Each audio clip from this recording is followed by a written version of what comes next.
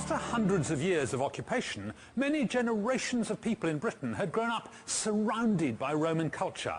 And after a long period of stability, that culture was showing visible signs of wealth, success, and good living.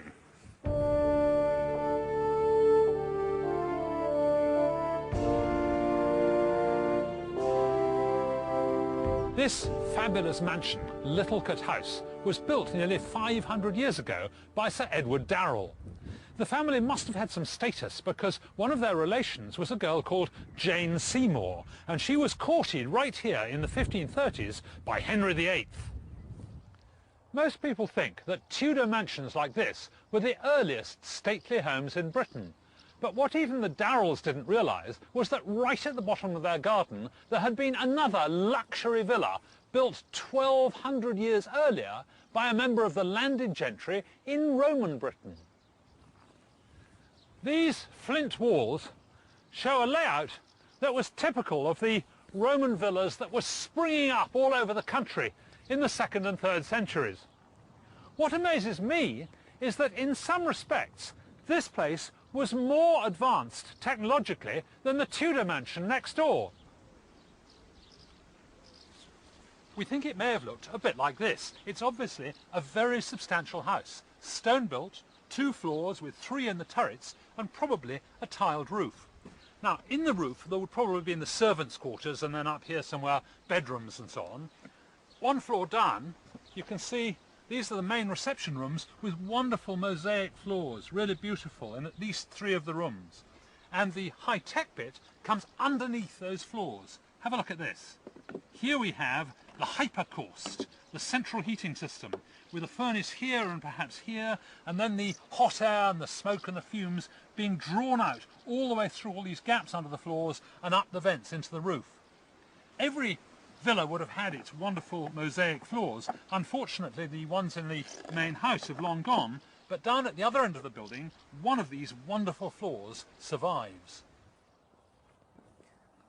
This fabulous mosaic was once the floor of a room that must have been devoted to ceremonials. I reckon the Romans must have come in here to pay tribute to their gods, the gods of good living. Now the chap in the middle of the circle there is Orpheus, the celebrated poet and musician. And around him there are 4 other deities, including Venus, the goddess of spring and rebirth, and Leda, who represents summer and youth. And look over here, there are in this panel a couple of panthers. Now they were traditionally Bacchus's companions. Bacchus was the god of wine. And you see between them there is a great flagon of wine overflowing, which suggests that these ceremonies they had involved a lot of feasting and probably drinking. I wish I'd been here, actually. Mosaics were the standard floor covering for the wealthy. At Fishbourne Palace, one of the most sumptuous residences in Europe, there was room after room of them, each with a different pattern, and some laid one on top of the other, like covering old lino with new. The most important design was usually in the middle of the room. We think this was the dining room. And you see here is Cupid riding on a dolphin carrying a toasting fork. And the mosaicist would work out from here towards the borders, and he'd probably leave his minions to do the less important bits, because if there were mistakes out there, they'd all get covered up by the furniture.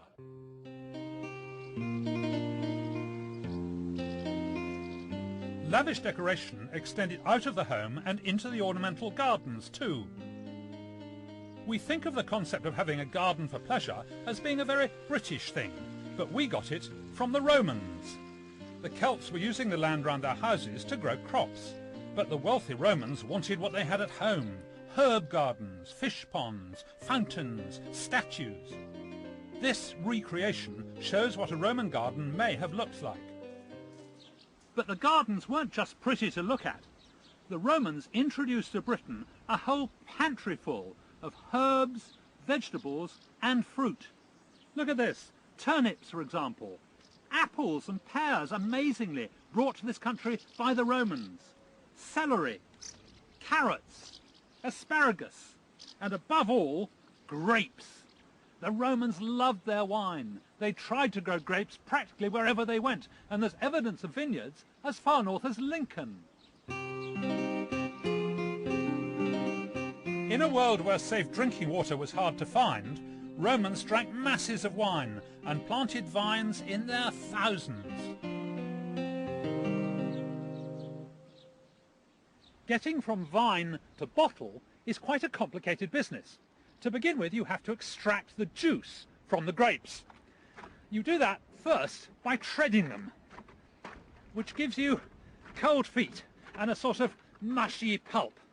Then you take that mushy pulp and you put it in a press to squeeze out more of the juice. For centuries they used a lever press. This early type of press used a heavy weight at the end of a beam. However, even with the extra weight of a small boy, the press often failed to exert enough pressure. To solve this problem, the Romans came up with a fantastic high-tech solution. And we've set carpenter Henry Russell the challenge of building it. It's a screw press, where a threaded rod passes through a top beam.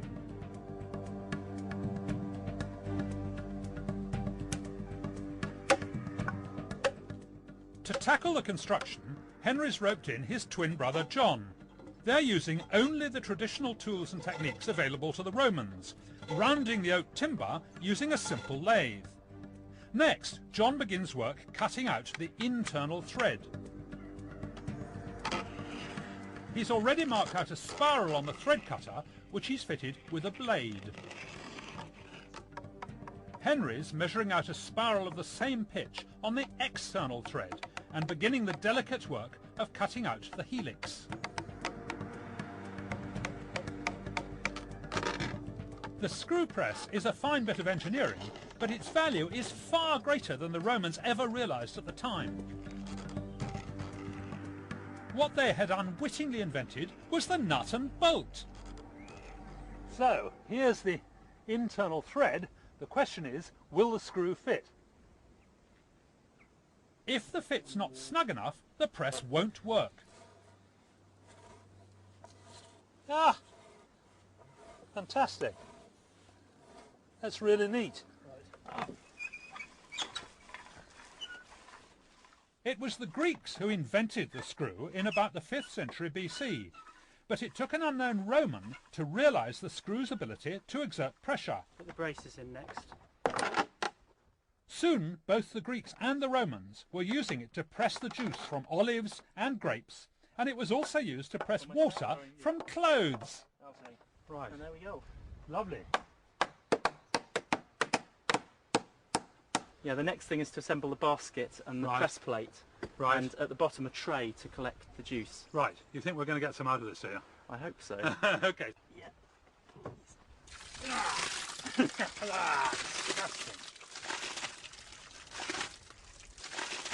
Okay, I think you can shove the barrel down.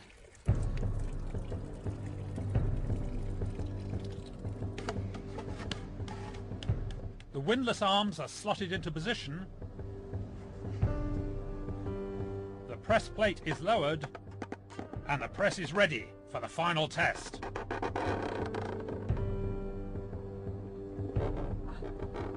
It's pressing. It certainly is. It's complaining a lot, isn't it? You bothered about going sideways? Yeah!